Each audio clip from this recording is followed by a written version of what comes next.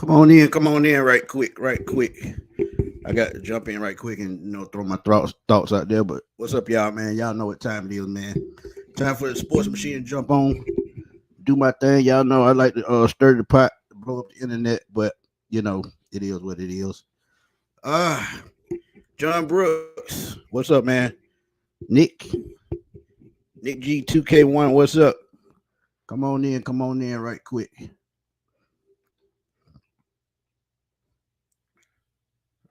Well, if y'all know right about now, it's been a little bit over an hour, man, but news broke from Ian Rappaport, and he said it live on NFL Network that the Falcons could possibly be in the running to move up to number one, along with the other three usual candidates. That's Houston Texans, Indianapolis Colts, and the Raiders, who all need quarterbacks. And to get one of these quarterbacks, they're going to have to move up the board. So we'll see. But RJTF for life, what's up, man? Alfredo and Maria. Lazo, what's up? Shaka Zulu, what it do? But while I'm talking, man, y'all please drop those comments and tell me what y'all think about the Falcons moving up to number one. I already see one in the chat.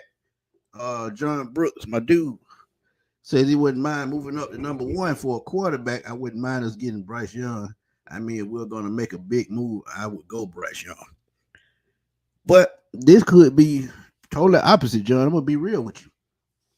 This could be to solidify, like my boy Gambino said, this could be to solidify one of the best defensive players in the draft.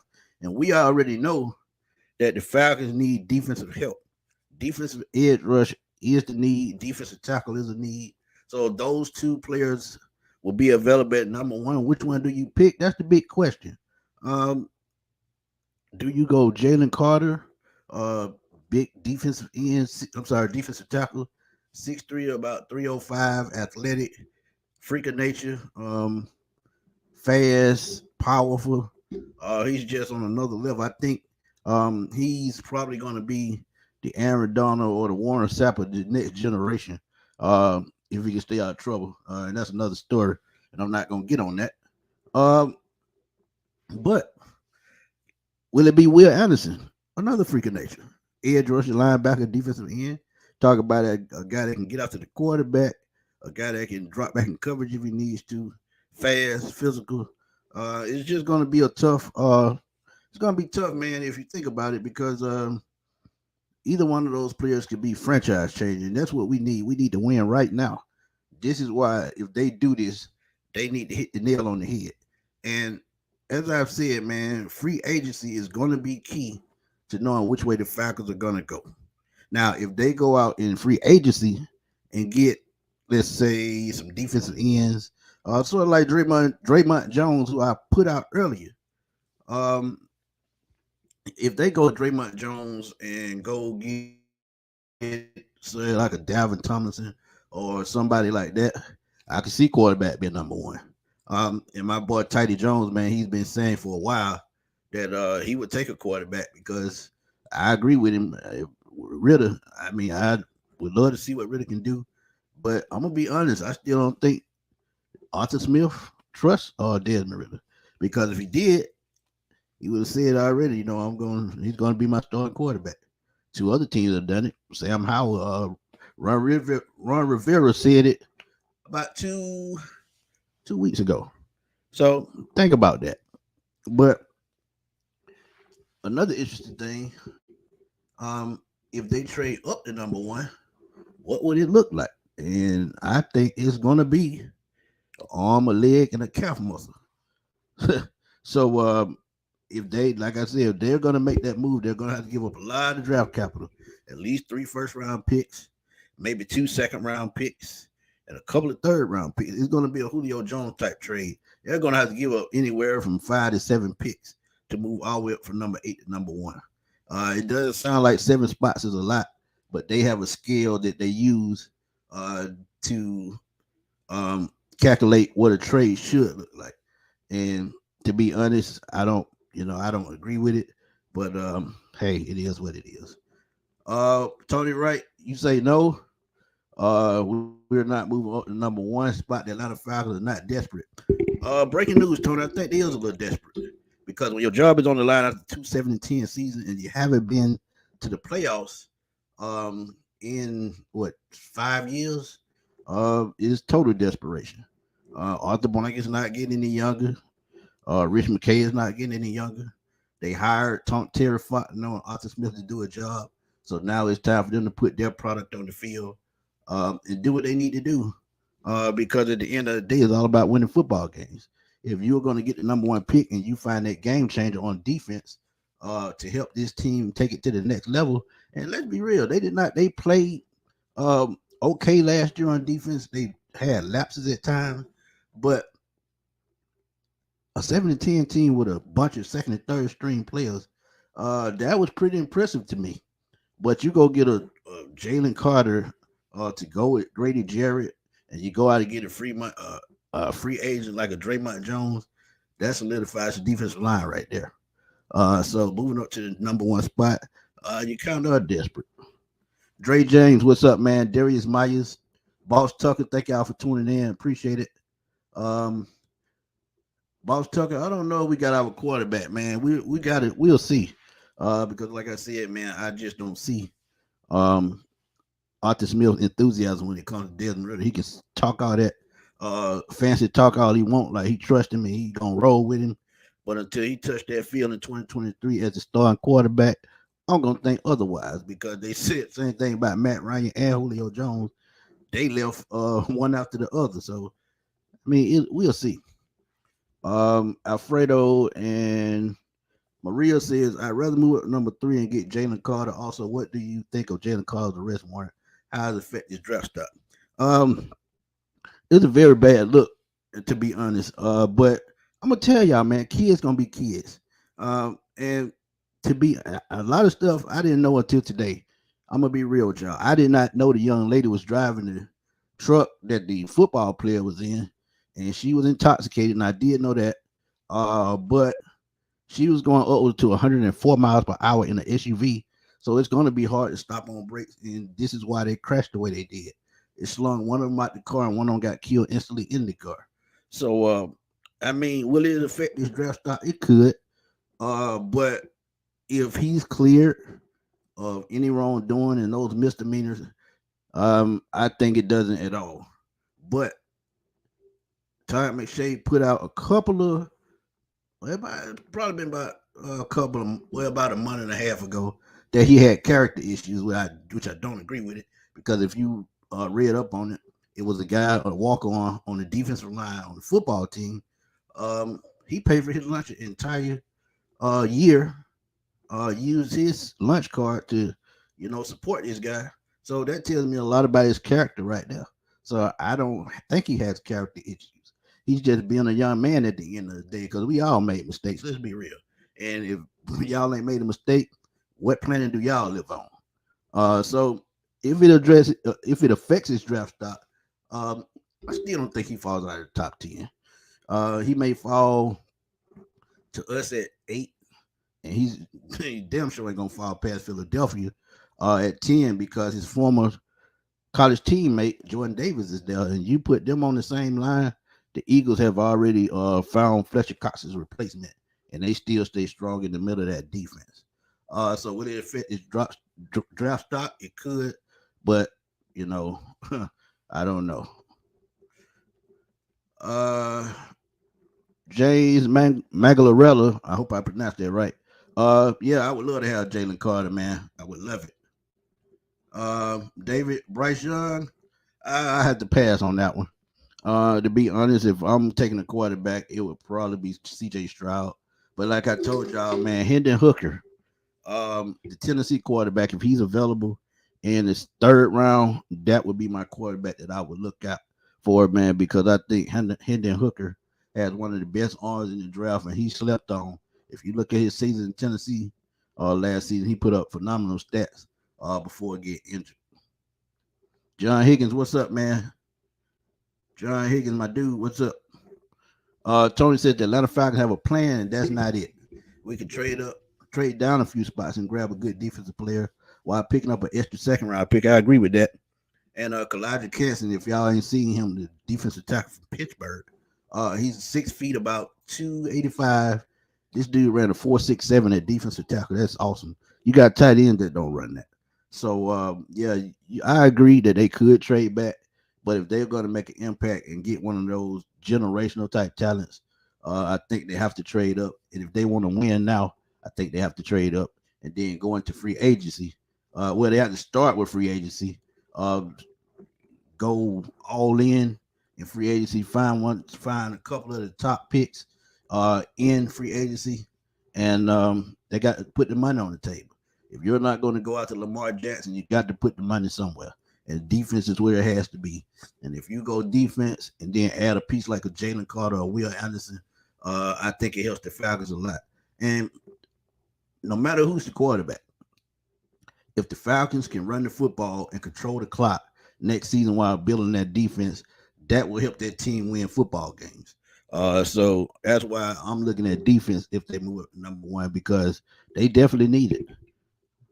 Because edge rush is deep in this draft, cornerback is kind of deep in this draft, and those are two main positions that the Falcons need on defense. So I agree with that to a ton right, but I still think trading up would be something to think about. Corey Thomas, what's up? I think the defensive end gonna fall. He may fall a little bit, but like I said, not far. But moving up, we'll see. Well, the Falcons might not be desperate, but Arthur Smith may be. Anthony Savini, what's up, man? Make you fumble, what's up? Really gonna get his chance, man. The question ain't no question, man. I'm just talking about the breaking news that fell. Ian Rappaport said the Falcons are possibly going to be one of the teams talked about moving up to the number one position. And to be honest, man, I'm all for it, because at the end of the day, like I said, it's about winning football games. And if they can win football games, that's going to make everybody happy, especially, Falcon fans, because you got to make a splash. And you got to think about it, man. The Falcons got to sell tickets. So they got to put the best product on the field if they want to sell tickets. And if they can sell tickets, hey, we all happy.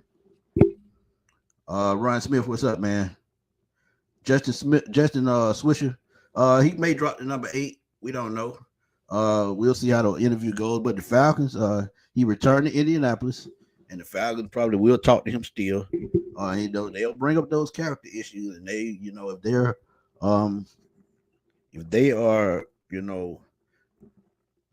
excited about what he was talking about and how he answered the questions, I think is a possibility that he's right in their target site, and maybe as they told y'all with Kyle Pitts, he was their target all along.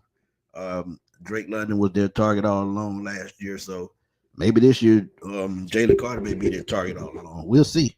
But if they trade up number one, I think that defensive tackle position makes all of the sense in the world, especially how Grady Jarrett exploded on the news.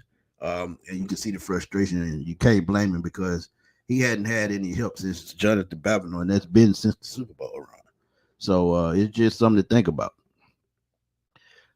Can we risk capital? To be honest, man, with some risks comes a reward. And if this can be a generational talent reward, yeah, I would risk it. Sometimes you gotta take a chance. So I would do it. Let's see. Really got this defense just to need work on their blocking to win. That's true to a certain extent.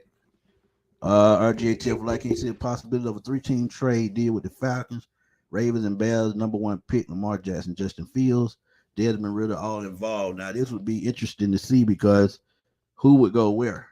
Would Justin Fields go to the Ravens, Lamar Jackson come here, and Desmond Ridder to the Bears?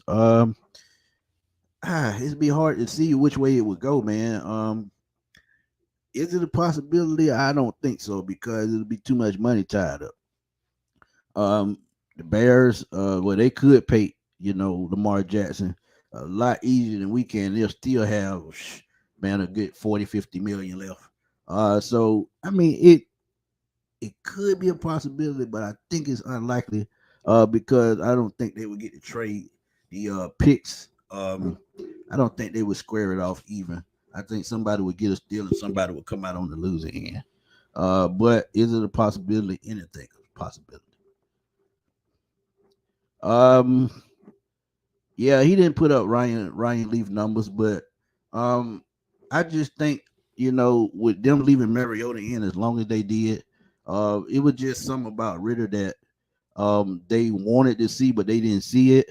Now maybe if they come back um this offseason to see how he worked on the thing that they want to see him work on, yeah, that's a possibility. And I think it will strengthen their confidence. But as of right now, if they really haven't said that he's our guy going forward,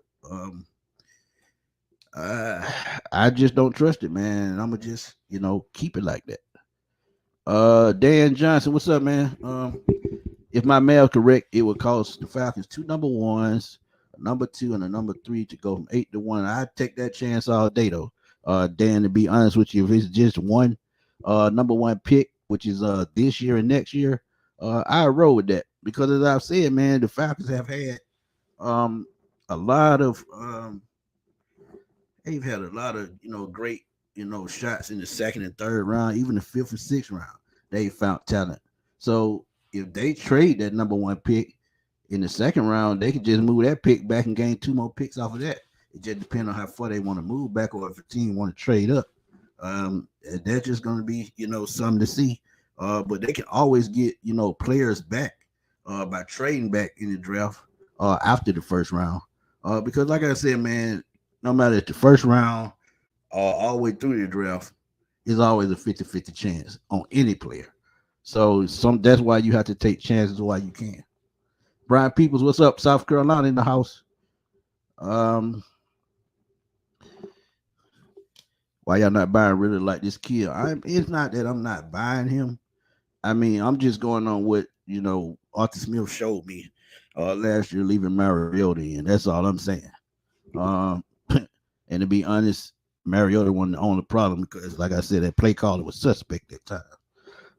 Tony Wright, why do that when we can trade down 4-5 spot, draft a defensive end, then in the second round get a good defensive tackle, then in free agency? But like I said, man, free agency is going to tell us everything, man. It's going to give us a better idea of which way these teams go in the draft. If the Falcons do not make a splash in free agency, they're going to put all their stock in this draft. So we'll see how it plays out. Now they will sign probably 2 second, third tier players at free agency if they don't make a big splash. But that's pretty much like what they already have right now. So why not take a chance? My boy Alberto in the house, man. What's up, man? Yeah, y'all smash that like button, man. Do your thing, man. Please go to 95 North Falcons Talk Show, man, and subscribe to my boy Alberto. He's always doing his thing, man. And we'll be back tag teaming soon, man. Trust me. In free agency, we resign Rashad Evans. I can see that. Sign either defensive tackle Javon Hargrave, Draymond Jones, Sheldon Rankins, or Yannick Ngakoue. And that would be an impact. But see, the point I'm trying to make, if you go get that Will Anderson or that Jalen Carter, either of these guys adds to that. They make it stronger. That's all I'm saying. If you go get one of these top players and then go get a top player in free agency, you pretty much solve your pass rushing problem. Ryan Nielsen, he's going to put his input as to who they bring in and who they may look at. Because I'm looking at it. If he just says to the team, I'm gonna go out and I'm gonna get me a Jalen Carter, I think he could come in and help us right away. The Falcons, if he sees something in Jalen Carter, he's the defensive coordinator. He's the one that had 200 something sacks the last 5 years. He knows what he needs. So this is why, man, y'all, I'd be preaching to y'all if I keep on, man. I'm trying not to. Mistake, he was involved in a car accident, killed his teammate. He left the scene, didn't call 911. And I understand all that. Well, he didn't leave them down. They were dead already. They were dead on impact. But I understand, what you're saying, Charlie. But like I said, man, he's been a kid and he was at the scene. He was probably thinking about his future. And let's be real, if we make mistakes as kids, are we gonna just take punishment for it? 9 times out of 10, our parents got to pull it out of us. And that's what happened in this scenario. The media end up pulling the truth out, and that's just what it was. So like I said, he's being young, he made a mistake, and you can't put it all on him because they got in the car intoxicated as well. And it's just a slippery slope, man. And that's why I didn't do a video on it, because it's just no way you can win it. You just let everything play out, and if everything play out, then you get the whole story, and we'll know which way to go. This the thing. We're not one player away from the Super Bowl. We have to build depth. Yeah, and that's true. But like I said, man, um, if you move up and get that talent that you need, what Grady Jarrett is talking about, y'all know, man, he's been working by himself for a while. So why not go get him some help at the number one pick with one or two of the best defensive players in the draft? And that's what we're thinking.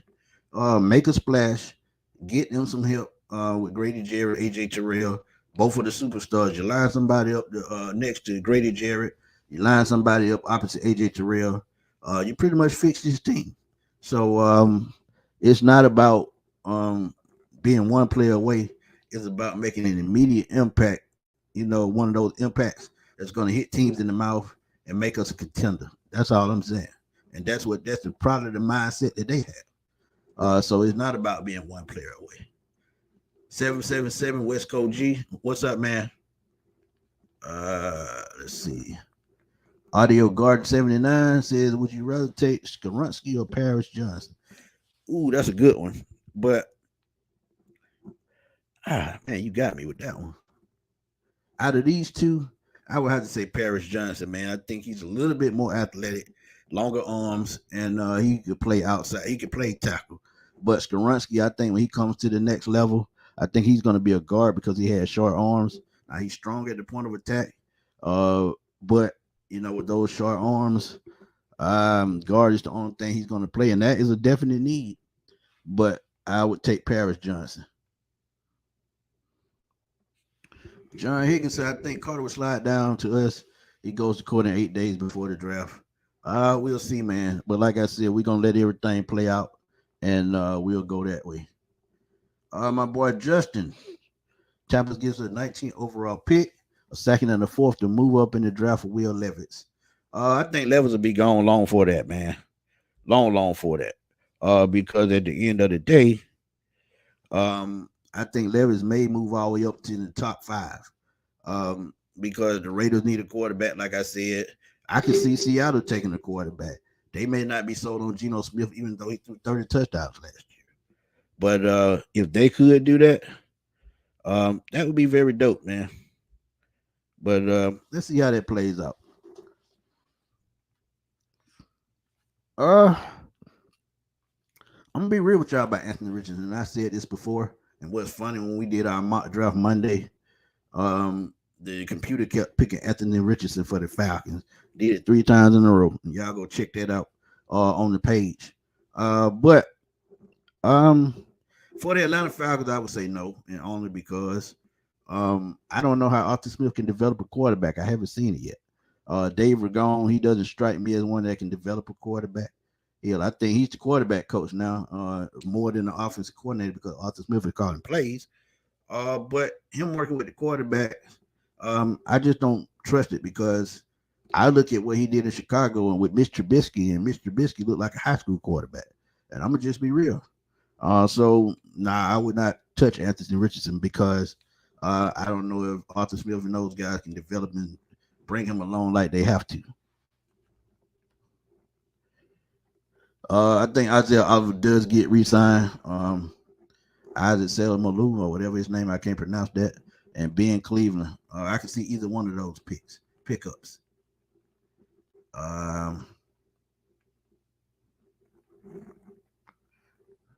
Stop fumbling the football. Yeah. But that's why you got to get rid of losing. The only way to do that is to upgrade your team, and you upgrade your team by taking the best players available, whether in free agency or the draft. So I can't stress that enough, and that's the best way to go. DJ Babyface, what's up, man? Jalen Hyatt available in the second round. I think they should take him for a speed wide receiver, and hopefully they sign Javon Hargrave and a corner free agency. Jalen Hyatt is a track man. That dude, he is a track star. Um, but what bothers me is his route running. Can he run every route in the route tree? I don't think so. He's one of those vertical guys that can take the top off the defense. But when it comes to short yardage over the middle, can he really do that? I haven't seen enough of that. So this is probably why his draft stock has him in the second round. Because if he's a route runner, he ends up being a Devontae Smith or a Jalen Waddle and being the top wide receiver in this draft. So we'll see where he goes. But in Atlanta, it depends, man. It depends on what they do at the quarterback position because he's one of those type guys. I think you got a guy like Patrick Mahomes would like to have. Now I could see him in Kansas City because Patrick Mahomes has a rifle for an arm, and that would be a nice thing to see. Tony Wright, yeah, I'm looking at this 4-3 defense. And what's crazy is Grady Jarrett plays better than 4-3. But I don't see Arnold Ebiketie as an outside linebacker. In a 4-3, he's still a defensive end, and I don't think he's good in coverage. So that's the only mistake you have right there. 2 first and a third. If it's that cheap, I'm definitely going for it. What's good, Padre? How you doing, man? But before I go on, man, y'all please go down and hit that subscribe button, man, and hit that notification bell, man. So every time I drop a video, y'all would know it. And I say that all the time in my videos, and I get a lot of people, getting more and more notification, and I thank y'all for that. But please also go in the description of this video. Y'all will see the links to the fellas that always help me. My boy, my right hand man, Alberto, his link is there. My little bro, Big Low Country is there. Out of your Falcon Mine, Damon Deuce, my boy Kivo. So please go in the description of this video and hit that the link button and click the link, and we would appreciate that. But let's keep this thing moving, man. We got about 6 more minutes. Terrence says, "What's up, Smitty? Keep up the great work. Appreciate it, man. Man, I really want Nolan, but Jalen or Kalijah Cansey, maybe go Christian Gonzalez or Brian Branch. Also, what about drafting Miles Murphy and Trent Simpson parent? Oh man, that's it. Oh man, you throw out a lot of good names. Nolan Smith, he's a sleeper in this draft. He's one of those guys, athletic, fast. If y'all remember before he got hurt, he was one of the best edge rushers in the nation in college football. Before getting hurt last year, he could have came out in the draft in 2022, but he stayed another year. But I think he's going to be a sleeper for somebody. Kalijah Cansey, he reminds me of Grady Jarrett with more speed. Dude ran a 4.67 at 285 pounds. He's super athletic. And he had a boatload of sacks the last 2 years. Christian Gonzalez, 6'2", 205, long, lengthy, fast. Ball had great instincts. That would be a great pick at number 8. Brian Branch, a safety that we could use in that back of the Falcons defense. A playmaker, can play in the box, plays well in zone coverage. So I could see him at number 8. Miles Murphy, another guy that's versatile, can play in or tackle. And Trent Simpson, he's another guy. He's a little bit slim in my part. To me, he's a little bit slim. But I think he'll be a good fit in the middle of the defense. But one guy I want y'all to look for is Jack Campbell from Iowa. Dude is 6'5", 250. He's a wrecking ball. So that's one guy y'all should look out for. Jack Campbell out of Iowa. So we'll see how it goes. Let's see what Tony got here. Yeah, in a 3-4, that would fit Yannick and Arnold Ebiketie better than a 4-3 because both of those guys are 3-4 linebackers.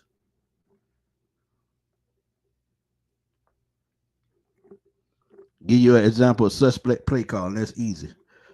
In the red zone, do you ever see them go for Kyle Pitts in the red zone, or do they ever target Drake London? I think Marcus Mariota was scared to do that, overthrowing. And this is part of the reason why Mariota was frustrated. I mean, we can all say Mariota didn't do right, and I know I did, but he was kind of frustrated with the play calling instead of audibling out of certain things at certain times of the game. His play call was just suspect, man. You just go back and look, watch a couple of games and see how they, broke down in the clutch. And that Washington game, it was a bad play call all around. And even though Deron Payne made a great play on the play, I think he should have pulled the ball down and took out. He had the outside. So I mean, Arthur Smith's play calling is just suspect, man. I've watched it the whole season. Yeah, I think there's a possibility they trade Chase Young. I said it before.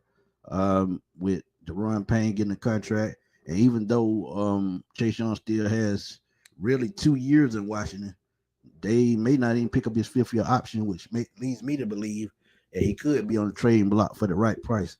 When Russell Wilson was on the trading block, they said Chase Young could be dealt in a package for Russell Wilson, which lets me know that they don't, not feeling him like that anymore. So here's what it is, man. But yeah, Chase Young is definitely available.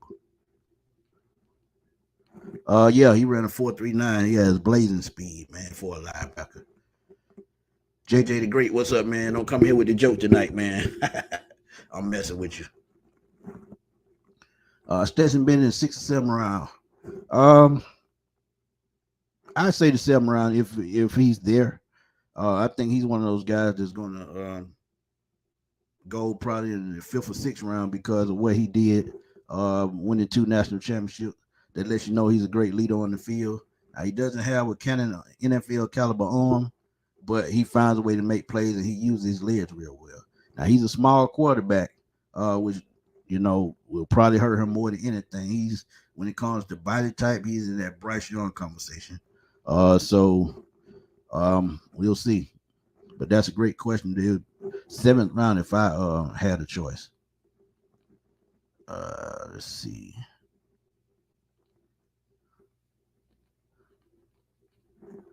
Campbell is probably the highest floor for linebacker. I agree with that, man.